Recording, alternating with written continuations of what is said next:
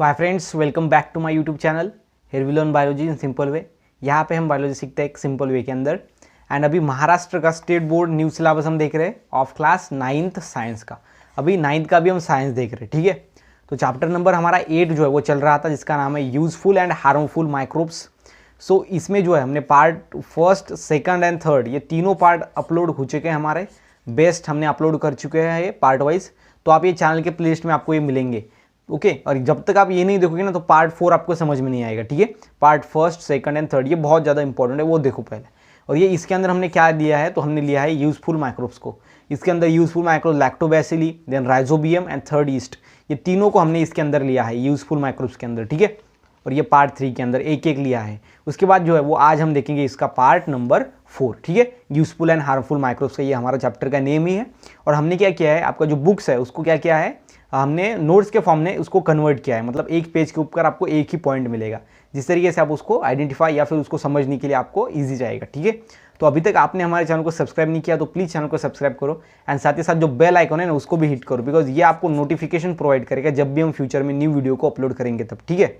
उसके साथ ही साथ आप मुझे इंस्टाग्राम पे फॉलो कर सकते हो अगर आपको कोई भी डाउट है क्लास 9 साइंस से रिलेटेड।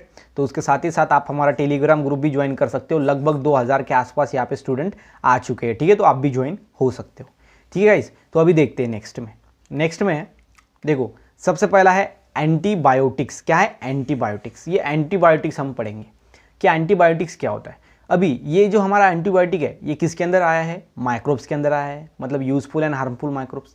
तो एंटीबायोटिक से रिलेटेड कुछ ना कुछ तो माइक्रो ऑर्गेनिज्म होगा, ये बात हमको थोड़ी सी समझ रही है। तो अभी देखते हैं क्या होता है। देखो, carbon compounds obtain from some bacteria and fungi for destroying and preventing the growth of harmful micro organism called as antibiotics. तो एंटीबायोटिक्स क्या होता है, देखो जो कुछ बैक्टीरिया ऐसे होते हैं ना, कुछ some bacteria and some fungi, ये क्या होते हैं, ये बैक्टीरिया एंड फंजाई क्या है, माइक्रो ऑर्गेनिज्म है। इसको हम क्या बोलते हैं, माइक्रोब्स बोलते हैं। और ये माइक्रोब्स क्या मतलब, carbon compound obtain from some bacteria, ये बैक्टीरिया एंड फंजाई से कार्बन कंपाउंड्स मिलते हैं हमको। क्या मिलते हैं, कार्बन कंपाउंड्स। फॉर किसके लिए, for destroying and preventing the growth of harmful micro organism.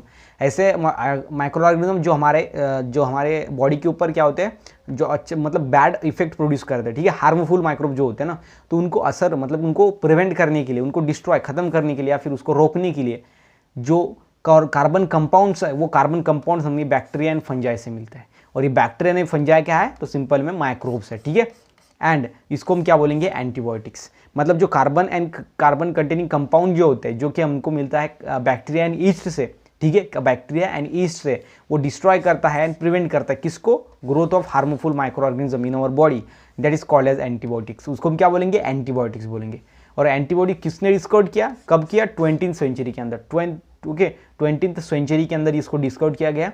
And how brought about the revolution in the field of medicine. और इन्होंने क्या किया है, रिवॉल्यूशन किया है। रिवॉल्यूशन मतलब बहुत ज़्यादा चेंजेस लाया है। एंटीबायोटिक्स है तब से इतना ज़्यादा चेंजेस आ चुका है हमारे मेडिसिन के अंदर, इसको हम बोलेंगे revolution in field of medicine.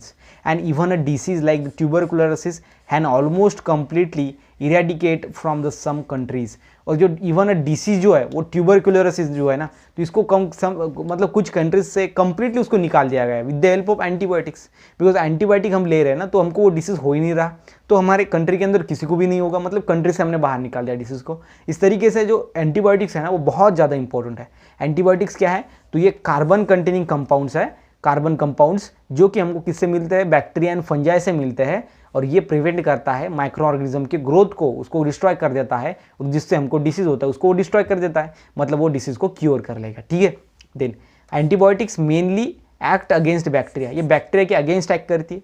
And some antibiotics can destroy protozoa, और ये प्रोटोजोआ को भी डिस्ट्रॉय कर सकती है कुछ एंटीबायोटिक्स, ठीक है। Then some antibiotics are useful against the wide variety of bacteria, ये बैक्टीरिया को जो है वो डिस्ट्रॉय कर सकती है। अभी हमने कहा क्या बोलेंगे सर, कि आपने बोला carbon compounds obtain from bacteria से हमको मिलता है और फंजाई से हमको मिलता है, और वो डिस्ट्रॉय करता है माइक्रो ऑर्गेनिज्म को। तो यहाँ पर आप बोल रहे हो कि ये बैक्टीरिया के अगेंस्ट काम कर रहा है। तो ये बैक्टीरिया के अंदर डिफरेंट होता है। कुछ बैक्टीरिया जो है वो कैसे होते हैं, हार्मफुल, कुछ जो है वो होते हैं helpful.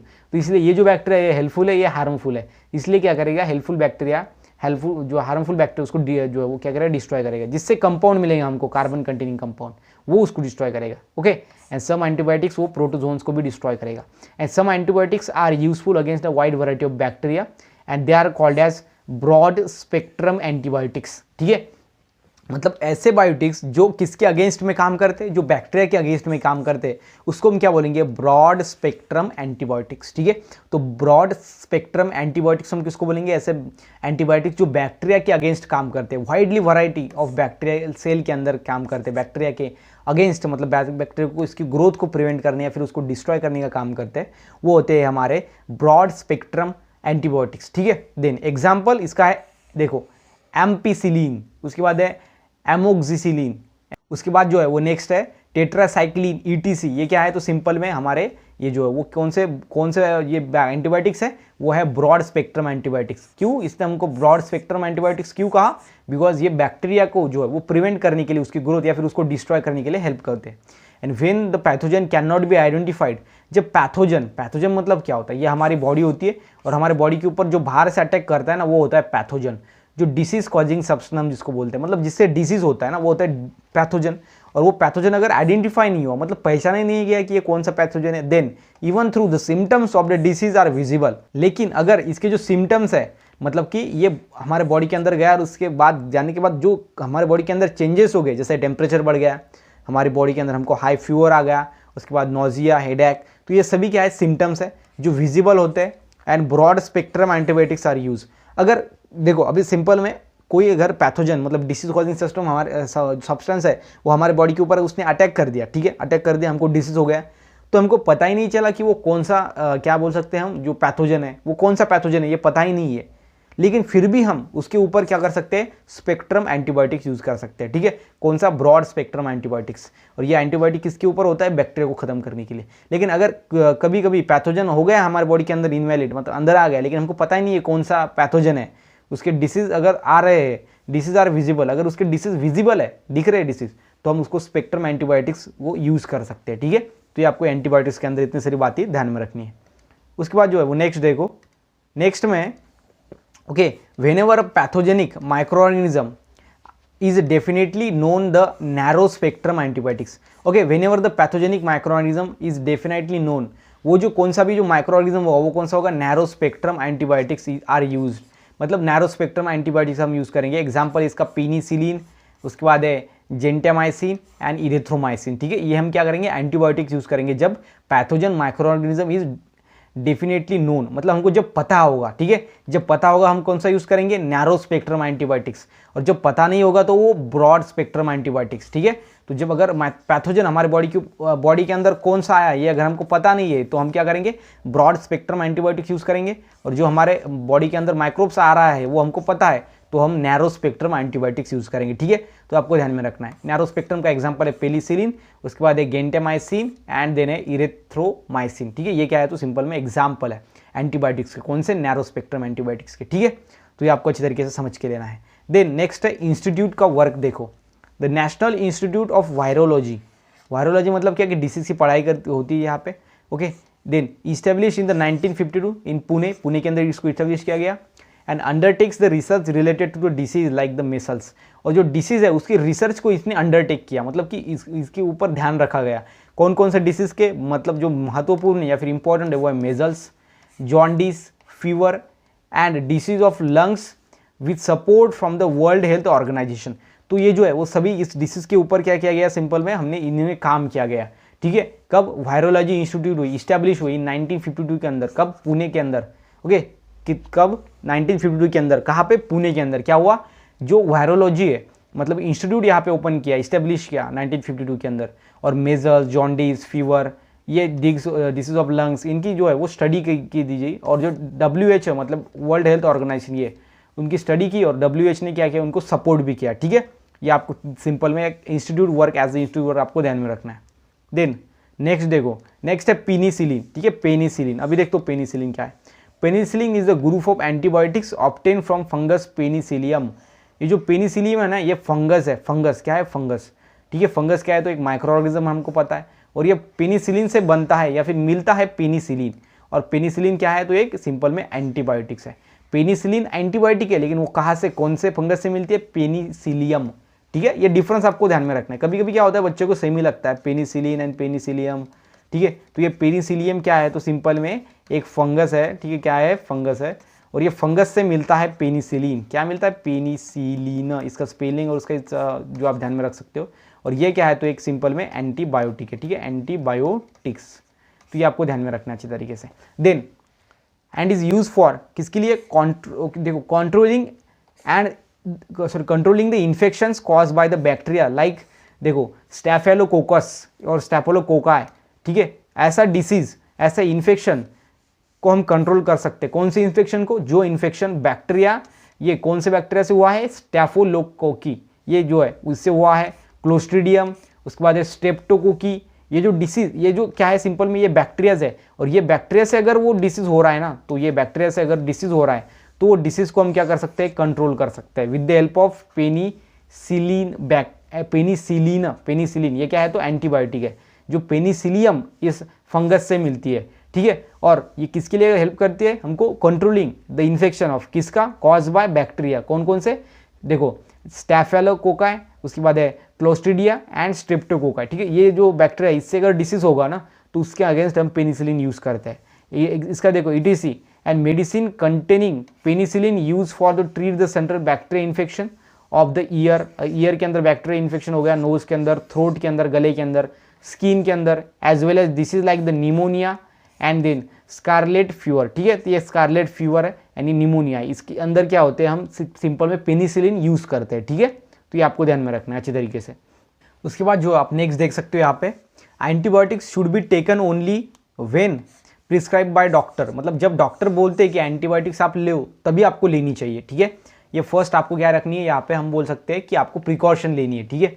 Then don't purchase any antibiotics from medical store. आपको मेडिकल से अंदर से आपको नहीं लेनी है without a prescription from a doctor. अगर डॉक्टर बोले तभी आपको लेनी है, विदाउट अगर आप डॉक्टर नहीं कहा मेडिसिन आपको एंटीबायोटिक लेने के लिए तो आपको नहीं लेनी है। Then don't consumes antibiotics on our, मतलब your own to treat the common disease like the throat infection, common cold and influenza. Okay, so ये जो डिसीज है कॉमन डिसीज, ठीक है, तो आपको लगेगा कि ये कॉमन डिसीज है और हमको एंटीबायोटिक्स लेनी चाहिए विदाउट प्रिस्क्रिप्शन ऑफ डॉक्टर, तो ऐसा कुछ नहीं है, आपको लेना नहीं चाहिए, ठीक है।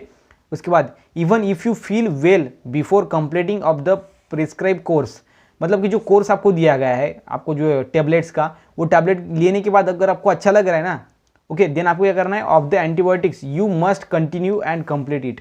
अगर आपको जो है 8 टैबलेट दिए गए हैं तो 6 टैबलेट के अंदर ही आपको अगर अच्छा लग रहा है तो फिर भी आपको ये 2 टैबलेट और जो रिमेनिंग है वो लेने हैं, इसको छोड़ नहीं देना है, ठीक है। मतलब आपका जो कोर्स है कंप्लीट, जो टैबलेट का, वो कंप्लीट करना है course. And don't suggest to the others the antibiotics which were useful to you.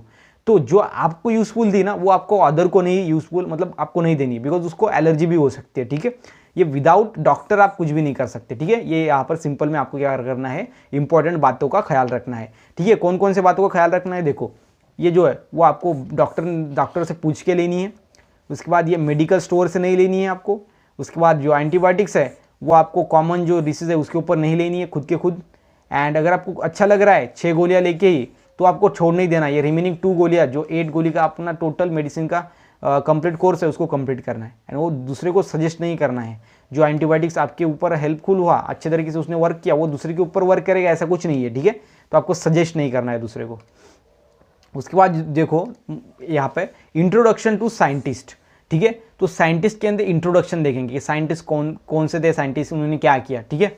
तो सबसे पहला देखो अलेक्जेंडर फ्लेमिंग। ये अलेक्जेंडर फ्लेमिंग क्या है? तो एक साइंटिस्ट है और प्रोफेसर ऑफ माइक्रोबायोलॉजी। माइक्रोबायोलॉजी मतलब क्या? तो माइक्रो ऑर्गेनिज्म की स्टडी करने वाले होते हैं माइक्रोबायोलॉजी। एंड ये जो है यहाँ पर Mary's hospital had culture varieties of bacteria. So जो अलेक्जेंडर फ्लेमिंग है ये प्रोफेसर थे माइक्रोबायोलॉजी के, okay. At ST Mary's hospital उन्होंने क्या किया? हॉस्पिटल के अंदर कल्चर किया varieties of bacteria and fungi. Bacteria and fungi को इन्होंने कल्चर किया इन पेट्री डिश, ठीक है। ऐसी पेट्री डिश होती है जिसके अंदर क्या किया? उन्होंने कल्चर किया।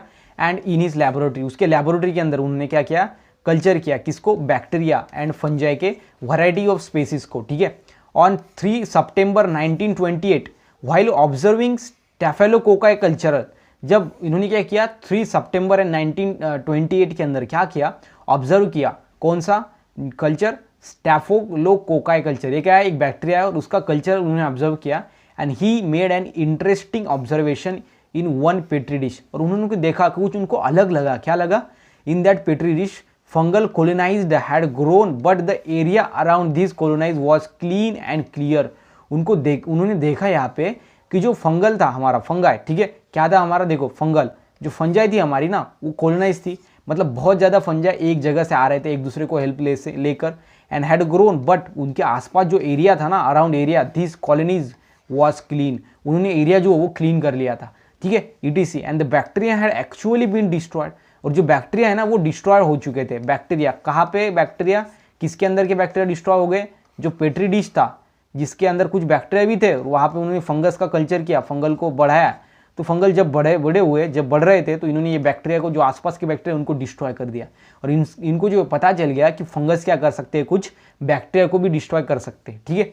After further studies he confirm that the fungus growing there was penicillium, और वहाँ पे जो फंगस उन्होंने देखा फिर बाद में कौन सा हमने ग्रो किया तो वो था Penicillium, and it's secretion had destroy, और उनका जो सिक्रेशन था आजू बाजू में सिक्रेशन हुआ ये पेनिसिलियम फंजाई ने किया, that destroy the bacterial colonies, जो बैक्टीरिया की कॉलोनीज थी उन्होंने जो उसको डिस्ट्रॉय कर दिया, मतलब ये फंजाई के अंदर ऐसी एबिलिटी है जो बैक्टीरिया को डिस्ट्रॉय कर सकती है।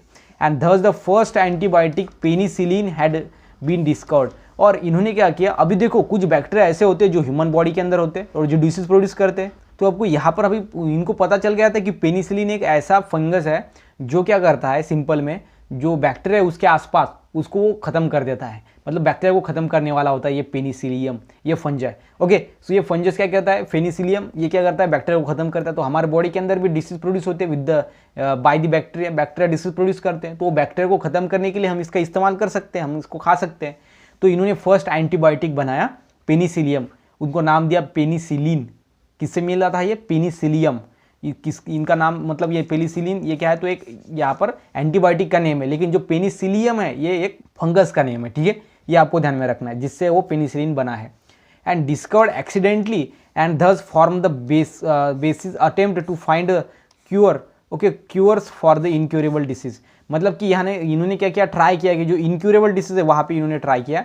एंड यहाँ पर देखो, should not we always be grateful so Alexander Fleming for discovering the life saving antibiotics, तो इन्होंने जो है वो लाइफ सेविंग एंटीबायोटिक्स जो है वो नहीं डिस्कवर किया, या फिर सिंपल में इन्होंने क्या किया, तो सिंपल में लाइफ डिसीज क्योर हो सके ऐसा उन्होंने एंटीबायोटिक्स यूज़ किया, सिंपल में उन्होंने डिस्कवर किया फर्स्ट वाला, ठीक है।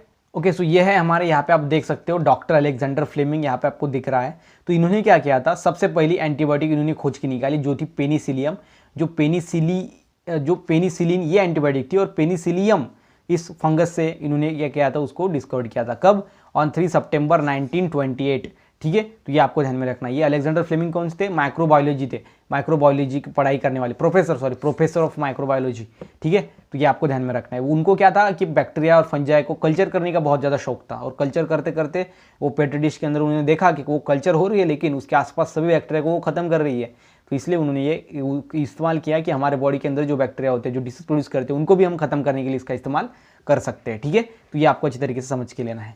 उसके बाद है वंडरफुल टू नो, मतलब वंडरफुल है जो आपको कुछ ना कुछ आश्चर्यचकित कर सकते हैं। कैसे, ants grow fungi in their termitarium that is anthill and obtain food from it, जो एंड्स है ना, एंड्स वो फंजाई पे ग्रो करते हैं उसके टर्मिटेरियम के अंदर, ठीक है, ऊपर उसके, और वहाँ से फूड लेते हैं। And some species of webs and the other insect lay their eggs in the fungal bodies, जो फंजल बॉडीज होते हैं उसके अंदर वो एग जो है उनके देते हैं, and growing on trees and thus ensuring the food supply for their larvae, और यहाँ पे जो है वहाँ से वो फूड सप्लाई मिलता है उनको, किस एग्स को। सो यहाँ पर गाइज हमारा जो पार्ट 4 है वो खत्म होता है। ओके, सो अगर आपको वीडियो अच्छा लगा हो तो आप वीडियो को लाइक करो, चैनल को सब्सक्राइब करो, एंड साथ ही साथ इस वीडियो को अपने फ्रेंड के साथ शेयर करो। तो मिलते हैं गाइज नेक्स्ट वीडियो में, तब तक के लिए stay happy, stay motivate, thank you so much.